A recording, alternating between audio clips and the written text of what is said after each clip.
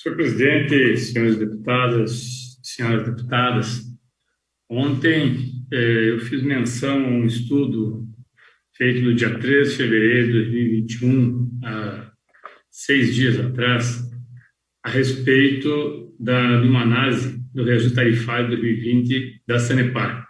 Foi feito agora com base em todo esse período que nós temos tido de reajuste nas tarifas. O reajuste tarifário é de 5,11 da base de maio de 2020 resulta num aumento real de 2,07. Essa tarifa pode sofrer novos aumentos nos próximos meses em função da revisão tarifária periódica, que eu já me referi ontem, 2021-2022. Desde julho de 94, a tarifa teve um aumento real de 57,08% acima da inflação, do IPCA, sendo que grande parte desse percentual ocorreu no período de 2012 a 2020, 52,32%. Nem mesmo a tarifa social destinada à população mais pobre foi poupada nesse processo. Teve um aumento real de até 33%, dependendo da faixa de consumo. Em 2010, a tarifa média da Sanepar era 13% mais baixa que a média nacional. Em 2019, a tarifa da empresa passou a ser 22% mais alta que a média nacional. Ou seja, nós tínhamos uma tarifa 13% mais baixa que a média, hoje temos uma tarifa 22% mais alta que a média. Os aumentos tarifários ocorridos entre 2011 e 2019 responderam por 93,68% do crescimento da receita operacional direta da empresa, que teve um incremento de 3,5 bilhões de reais, senhores deputados. Na comparação de 2019 sobre 2010, o lucro líquido da Sanepar cresceu 697%, saltando de 135 milhões para 1 bilhão e 80 milhões de reais. No período de 2011 a 2019, foram distribuídos 2 bilhões e 300 milhões em dividendos para os acionistas. Vou repetir, porque é surpreendente que a gente ainda nós nos perguntemos por que, por exemplo, nós estamos tendo racionamento em Curitiba. Várias razões, mas uma delas, aqueles que moram em Curitiba e região metropolitana sabem, é a não conclusão de uma das obras que já está aí há 12 anos para deveria ser concluída já há alguns anos atrás, que está aguardando a sua conclusão e que tem sido postergada, que é a represa de Miringuava. Foram distribuídos entre 2011 e 2019, nos 8 anos do governo Richa e no primeiro ano do governo do governador Massa, 2 bilhões e 300 milhões de reais em dividendos para os acionistas. Lembrando que o governo do estado tem pouco mais de 30% das ações totais, pouco menos de 30% das ações totais da Sanepar, perdão. A Copel são 31%. Nota publicada no seu site, a GEPAR anunciou que fará um reajuste de 5,11 referente à data base. Ainda devemos destacar inicialmente que o proposto pela Sanepar era de 9,87%. O que foi homologado foi 9,62%. E aí é uma série de considerações sobre a evolução das tarifas, mas o que me chama a atenção, senhores deputados, é que o lucro líquido dos dividendos distribuídos para os acionistas os acionistas passaram a ganhar muito mais. E eu já várias vezes nos últimos anos tenho dito que se você pegar a composição acionária da Sanepar, vocês vão ver que boa parte dos acionistas da Sanepar estão fora do país. São acionistas ou são fundos de pensão da Europa, Estados Unidos e alguns, inclusive, de Singapura, que era o Fundo dos Funcionários Públicos de Singapura, ou são bancos fora do nosso país.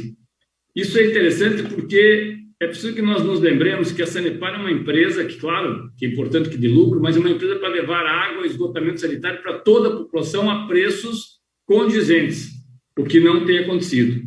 O aumento percentual destinado aos acionistas passou de 25% para 50% na forma de dividendos complementares a partir de 2011, e a partir dessa política, como eu já falei aqui, foram distribuídos 2 bilhões e 250 milhões entre 2011 e 2019, que chega, no valor corrigido, a 2 bilhões e 650 milhões de reais. Na média, foi 32% a mais do que era 9,37 em 2010. Considerando o ano 2019 em comparação com 2010, observamos que o lucro líquido da empresa cresceu 697%, a receita operacional cresceu 219%, passando de 1 bilhão 480 milhões para 4 bilhões 723 milhões. e os dividendos distribuídos para os acionistas cresceram, senhores deputados, 788% cresceram os dividendos distribuídos para os acionistas. Entre 2011 e 2019, saíram de 37 milhões para 330 milhões de reais, sendo que em 2018 tinha sido 423 milhões de reais. A tarifa média da Sanepar, em comparação com a média nacional de 2010 e 2019, como eu já falei aqui, nós tínhamos uma média uma tarifa abaixo da média nacional. Hoje nós temos uma tarifa acima da média nacional, inclusive porque nós denunciamos isso, foi alterada a forma de se fazer a cobrança da Sanepar quando se criaram as novas faixas. Essas novas faixas que vieram, no primeiro momento, o discurso é que essas novas faixas trariam um benefício para as pessoas que consumissem até 5 metros cúbicos, ou seja, 5 mil litros de água. Para quem tem uma caixa de água de 1.000 litros em casa, são 5 caixas d'água igual a essa.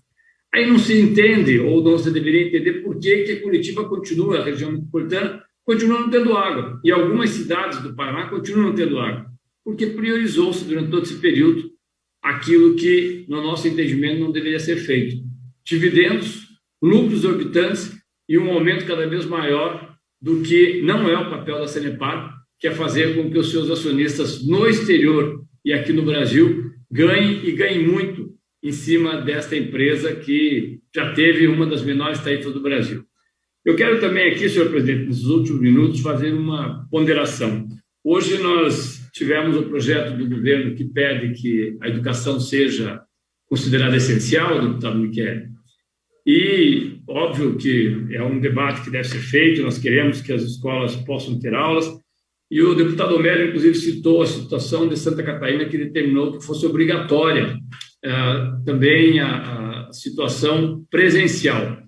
Só que eu lembro que em Santa Catarina é obrigatório presencial com, no mínimo, 30% de professores e funcionários, no mínimo 30%, não é no máximo, é no mínimo, mas tendo 30%, a escola poderá funcionar presencial, onde os pais decidam se os alunos vêm ou não vêm para a sala de aula, e, mais ainda, onde as condições permitam e que não haja condições de fazer ensino remoto. Não é o caso do Paraná. O Paraná tem ensino remoto praticamente, apesar de todas as dificuldades, em todas as escolas no estado do Paraná.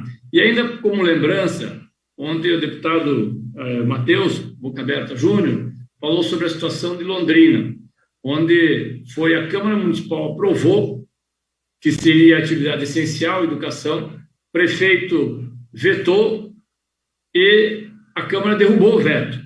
Pois bem, hoje o Tribunal de Justiça, não sei se isso se sustentará ou não, mas o Tribunal de Justiça determinou a suspensão do início das aulas em Londrina.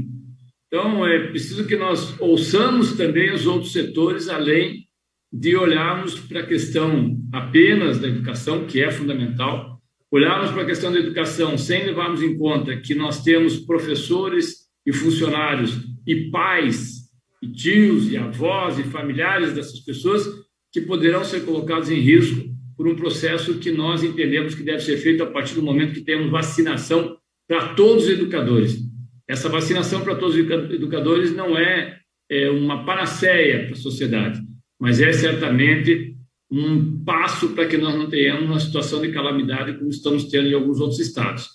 E me parece que, apesar de tudo que está acontecendo, nesse momento, onde algumas cidades, como é o caso das cidades aqui da região sul do Paraná, não tem nenhuma UTI disponível. Foz do Iguaçu, cidade do deputado que acabou de fazer uso da palavra, o deputado Fruit, está praticamente sem leitos de UTI. Curitiba tem pouquíssimos leitos diante da situação que nós temos, são 4 milhões de habitantes de Curitiba e região metropolitana. Colocar novamente 400, 500 mil, eu não estou falando nem de 1 milhão de alunos, 400, 500 mil alunos dentro de sala de aula, com o discurso que as escolas estão equipadas, me perdoem, mas é tentar fazer prestigiacionismo, quer dizer, é você tentar fazer com que as pessoas acreditem em uma realidade que não existe. Eu não acredito que as escolas todas estejam preparadas, que poderão estar preparadas e que nós teremos aulas presenciais com distanciamento, sem que as crianças fiquem em contato umas com as outras ou com outras pessoas adultas, quando eu vejo que às vezes isso não é possível nem com adultos. E aí, senhores deputados, é claro que cada deputado tem a sua opinião, nós respeitamos, mas aquilo que a deputada Luciana falou e que o deputado Michele também por várias vezes já lembrou aqui, nós podemos perder uma semana, podemos perder um... Deputado Tadeu, por favor, para concluir. Nós podemos perder uma semana, um mês, 2 meses de aula, o que é muito difícil para os alunos.